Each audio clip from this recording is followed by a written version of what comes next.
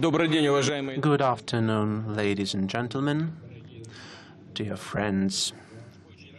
I'm very glad to welcome you on the 20th Economic Forum in St. Petersburg, and I'd like to begin by looking at that audience by remembering that the first mayor of this city, Anatoly Sobchak, was one of the founding fathers of this forum. And since then,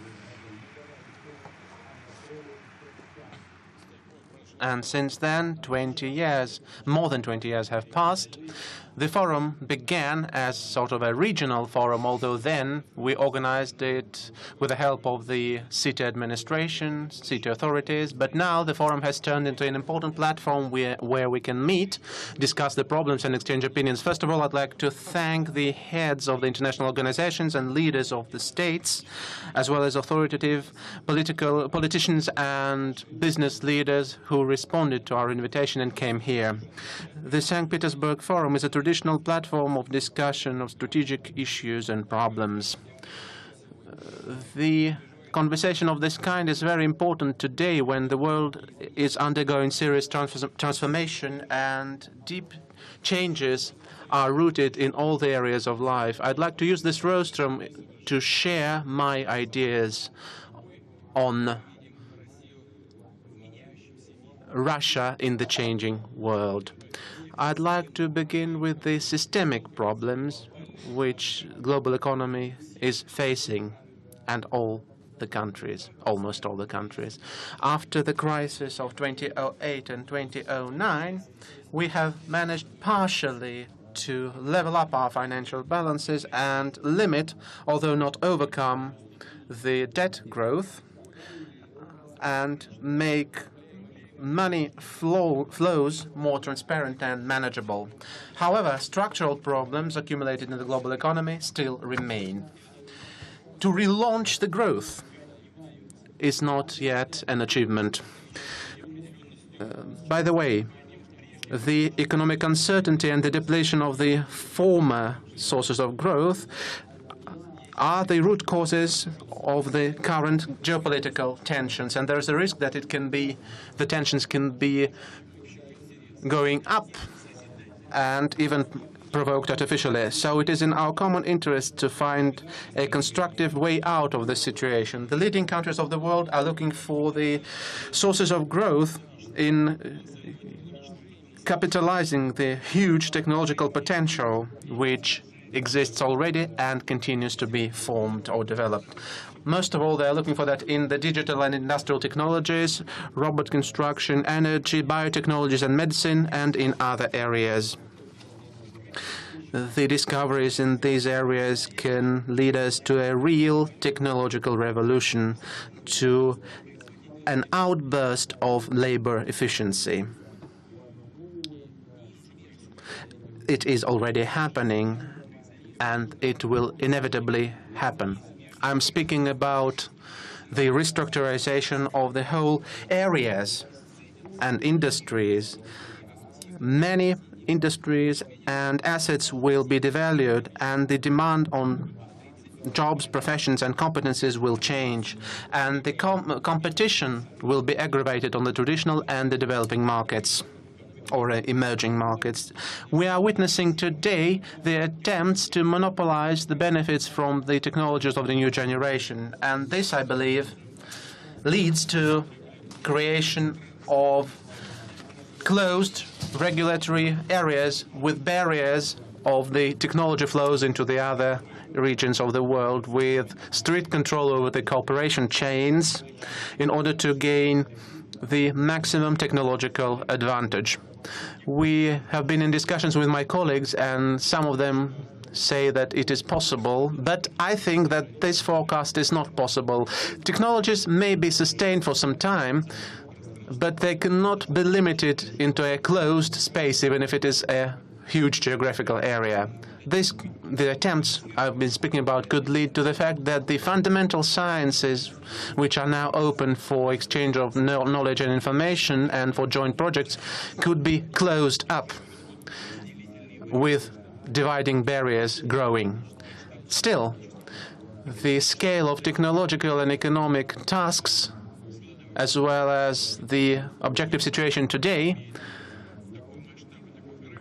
are of such scale that we see that we can only develop efficiently together with cooperation ties. We believe that cooperation of this kind can be effectively built within flexible and open integration structures which promote competition in scientific research and multiplicity of technological solutions, and also allow the member states to fully implement their potential and their competencies.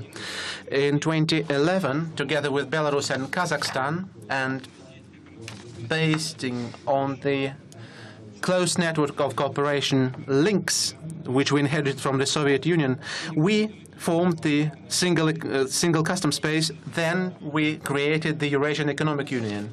The founders of this project are present here on the rostrum. That is the President of Kazakhstan, Mr. Nazarbayev.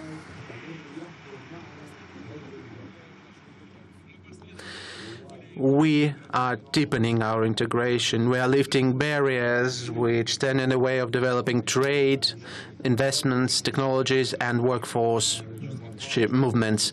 We are implementing the programs of scientific and technological cooperation, and we are creating a single service market. By 2025, the single energy and hydrocarbon market and financial markets will be created.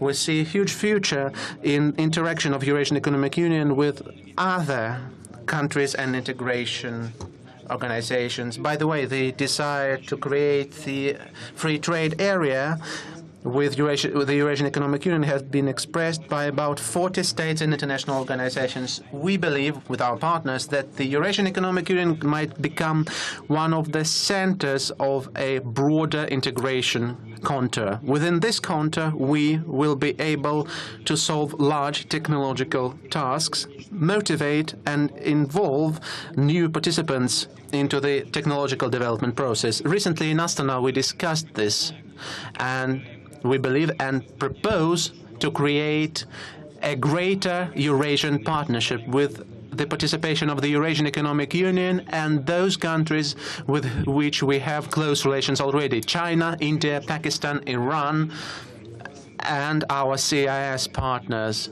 as well as other interested states and organizations. We could begin with simplifying and unification of regulations in branch cooperation and investments, as well as non-tariff measures of technical and phytosanitary regulation and customs administration, as well as protection of the intellectual property rights. And then we could move on to lowering and cancelling the tariff barriers.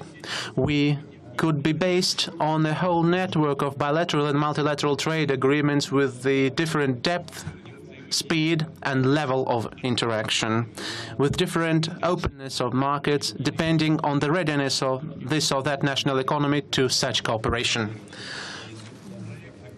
The arrangements about joint projects in high-tech education and science should be the basis of our road to future and should create the basis for our joint development on the basis of equal cooperation. In June, with our Chinese colleagues, we are planning to officially launch the negotiations to create the comprehensive trade and economic partnership in Eurasia with the participation of the states of the Eurasian Economic Union and China.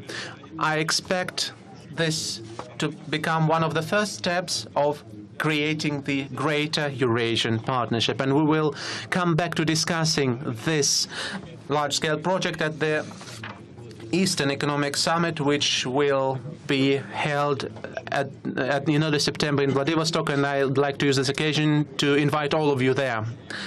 This project of Greater Eurasia is, of course, open for Europe as well, and this cooperation, I believe, could be mutually beneficial. The European Union, despite all the issues in our relations, which we know about, remains the key trade and economic partner of Russia.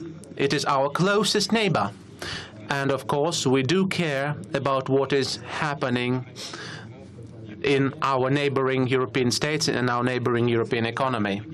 For the EU, the challenge of the technological revolution and structural changes is as grave as for Russia. I understand well our European partners who keep talking about difficult decisions for Europe during the negotiations to create the TTIP, Transatlantic Partnership.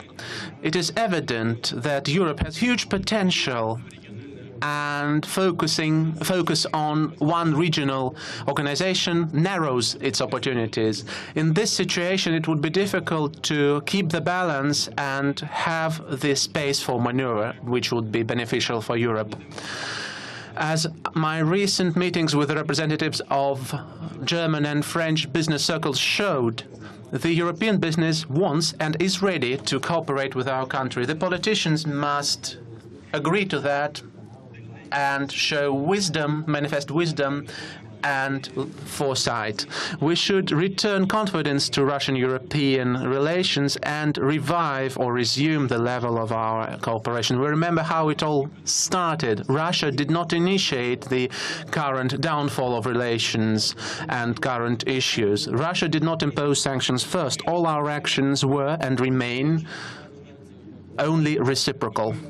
But we, as we say in Russia, do not hold grudge against anyone, and we are ready to come forward to our European partners, but this cannot be the road with one way. We are interested for the Europeans to join the project of the Greater Eurasian Partnership, and in this regard we welcome the initiative of the President of Kazakhstan to hold consultations between the Eurasian Economic Union and the EU.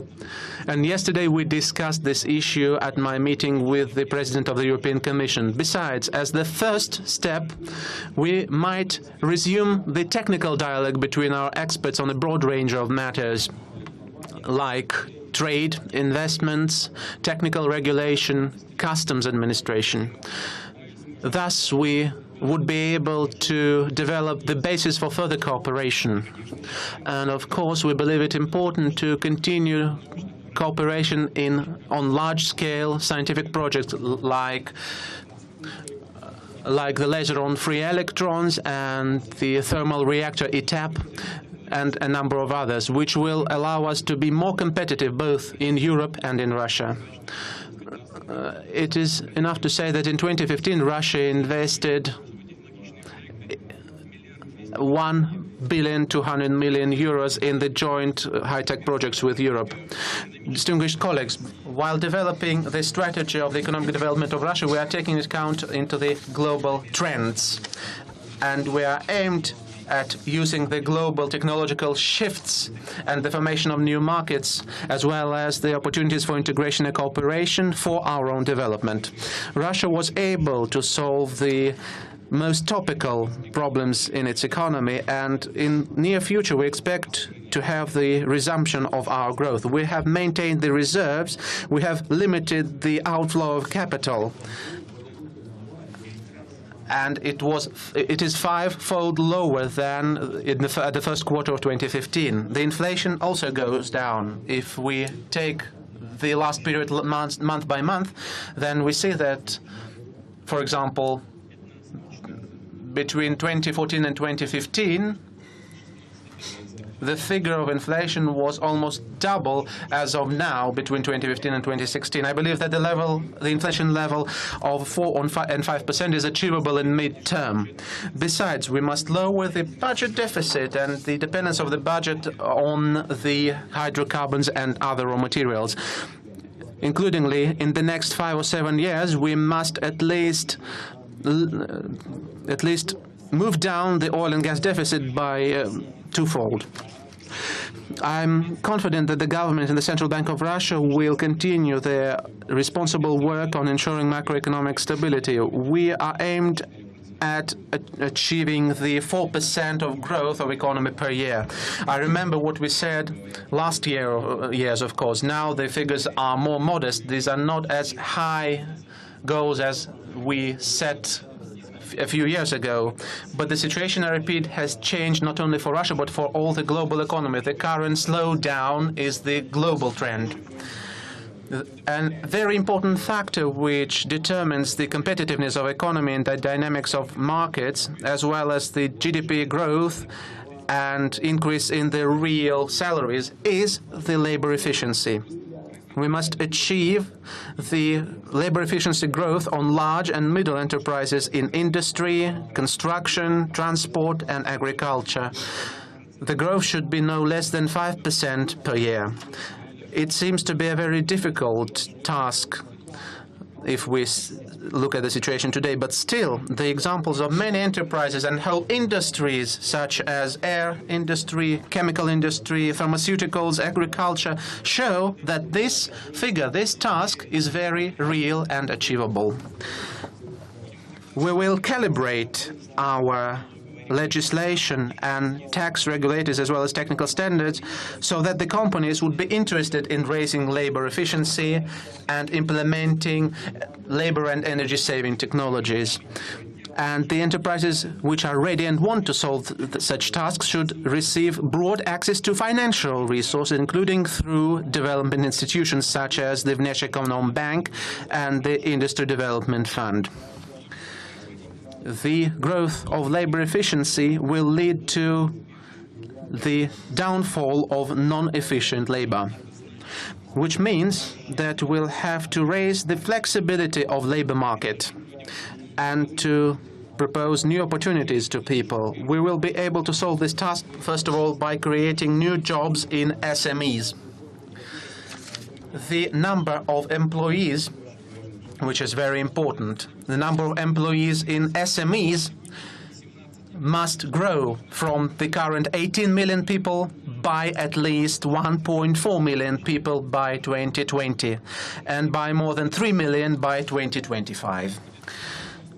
Of course, it would be not very easy to increase the support of SMEs, and I believe that create the whole niches for their work would be even more difficult, but we must do that.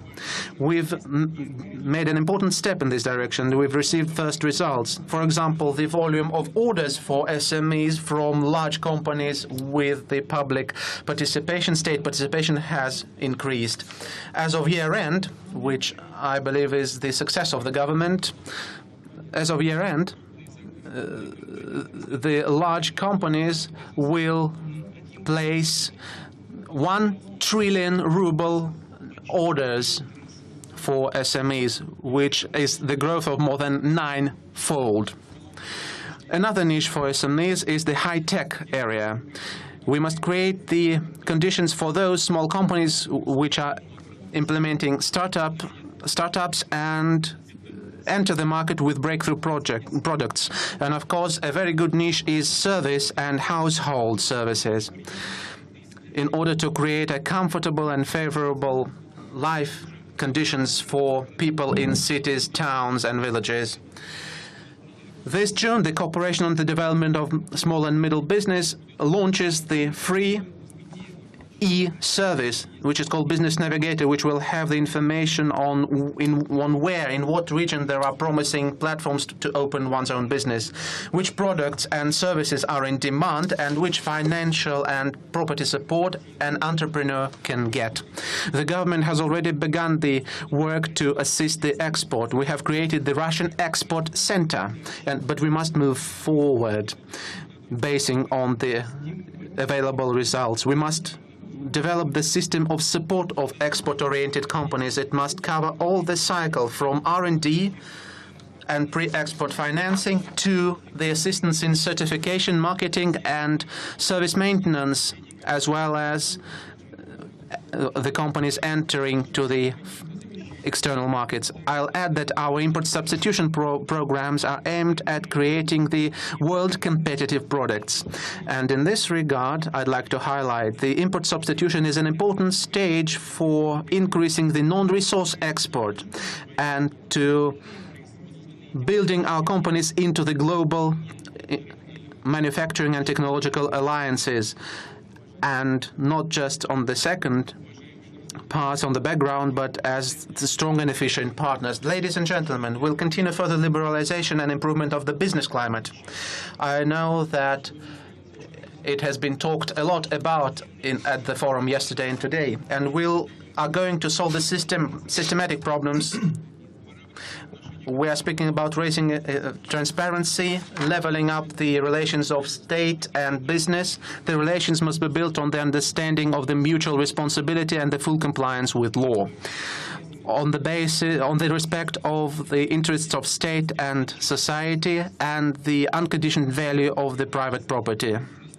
We must drastically lower the opportunities for illegal criminal prosecution. Moreover, the representatives of law enforcement agencies should be personally liable for unjustified actions which led to the disruption of other people's business. This liability could be up to criminal liability. I understand that is a very fine thing. We could not and we must not bind hand and foot, bind our law enforcement bodies hand and foot, but we must keep the balance here. We must put clear barriers for any abuse of mandates, powers, or laws. The leaders of Prosecutor's Office, Investigations Committee, Ministry of Interior, and the FSB must monitor the situation on places and, if necessary, take measures to upgrade and update the legislation. I would ask the working group on the application of law in entrepreneurship, headed by the head of the administration of the President Sergei Ivanov, to concentrate on these matters. I'd add that there has been already the package of draft laws introduced to the Parliament and prepared by this working group, which are aimed at humanizing the so-called economic articles. We must ensure the right of the business and all the citizens on just and unbiased judicial protection. The domestic judicial community has done a lot recently in order to improve the quality of justice.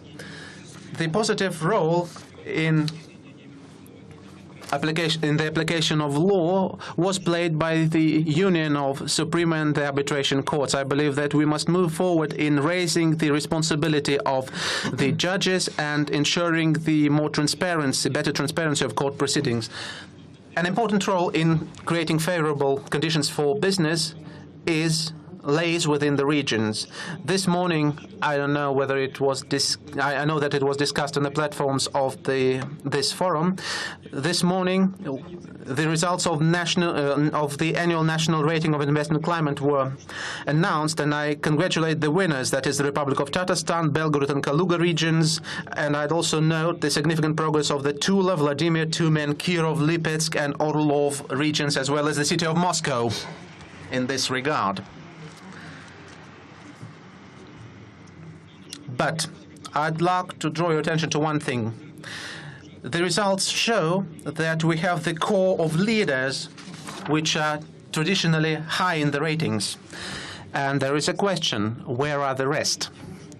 So I would ask the government, together with the business communities, to think about additional mechanisms of promoting the best regional management teams. And on the contrary, we'll make some staff or HR decisions towards those heads of regions who do not understand that business support is an important resource of developing the regions and all the country. I'd like to be heard by my colleagues in the regions. First of all, the heads of those regions. We will seriously analyze the situation in every region of Russia, and this autumn we will have the serious conversation on this topic. Ladies and gentlemen, I've mentioned the participation of Russia in the international scientific cooperation, in particular with the countries of Europe. I must add to that our serious fundamental basis in physics, mathematics, and chemistry. Recently, we honored the scientists, the winners of the State Prize, who made the real breakthrough in biology, genetics, and medicine. I'll add that these were the Russian microbiologists who developed the most efficient vaccine against the Ebola fever. The domestic companies are now preparing the whole line of unmanned transport vehicles to enter the market. They are working on the systems of distribution and accumulation of energy, on digital sea navigation systems. We have almost formed the system of governing or managing the technological development. First, The recently created Agency on Technological Development will assist the introduction of the existing advanced developments, advanced technologies into the real manufacturing and assist the founding of the joint ventures with the foreign partners. Second, since 2019, we will have another mechanism for large enterprises. It will be legally binding to use the best available technologies which correspond with the strictest environmental standards. I believe it would be a serious incentive to modernize the industry. Such norms are already introduced in most of our neighboring states. We have moved forward those time limits, taking into account the difficult situation in the real economy, but we can't move those time frames into future for eternity. Our business colleagues and industry colleagues know about that, and they should be ready to this. And the third, within the National Technological Initiative, we are already working on the projects of tomorrow, on the technologies that will create completely new markets in 10 or 20 years. And I'd like to ask the government to be quicker about lifting administrative, legal and other barriers which stand in the way of the development of the markets of the future. It is very important to reinforce the technological development with financial resources. That is why the key task of the renewed Vneshekonombank would become the support of long-term, commercially attractive projects in this high-tech area. And we do understand that technologies are created and used by people. The talent of a researcher, the expertise of engineers and workers are a most important condition of competitiveness of economy in the country as a whole. That is why I believe the education is the most important thing which we should concentrate on in the forthcoming years. Currently,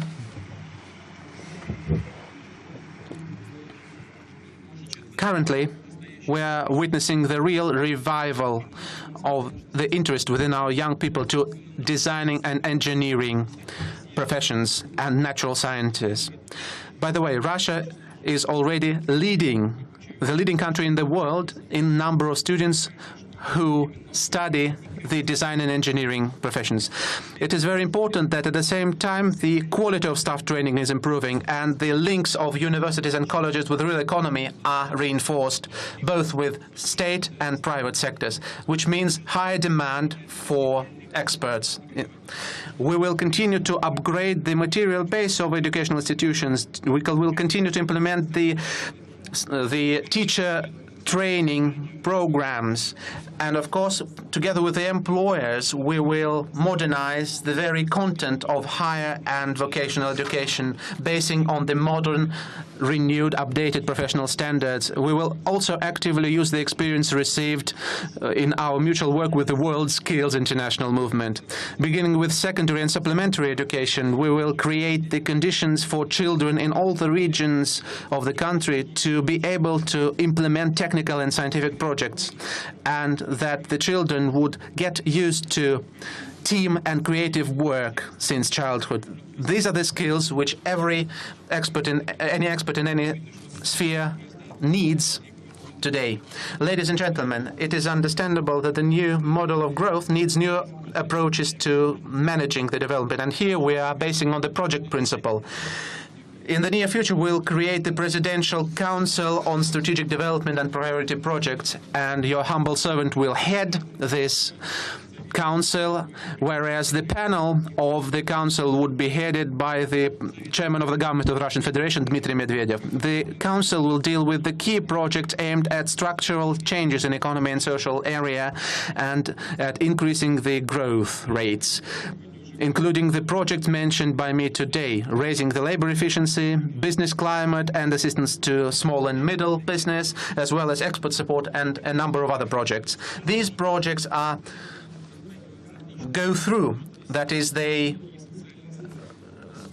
touch upon different areas of economy and social area, and they are far beyond the competence of just one agency and need active participation of regions and municipal authorities. At the same time, in state social programs such as healthcare, education and housing, there will be the project part singled out with the clear description of the results that we are planning to achieve by 2020 and 2025, and with a clear description of by what measures these results will be achieved.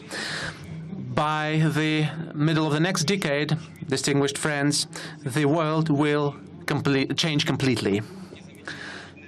And to ignore such processes, turn the blind eye to them, means to go on the margins of development. And in order to be leaders in this process, we must form the changes ourselves. St. Petersburg is now hosting the guests of the International Economic Forum for the 20th time already. For these years, Russia has gone through the huge wave, and it demonstrated its ability to respond to the current challenges and even be ahead of them by maintaining our uniqueness and spiritual roots, which is very important. We are confident when we look into the future, and we link our future and our success with our openness for the world, with broad cooperation for the interests of development. I'm confident, distinguished colleagues and friends, ladies and gentlemen, that you share this approach.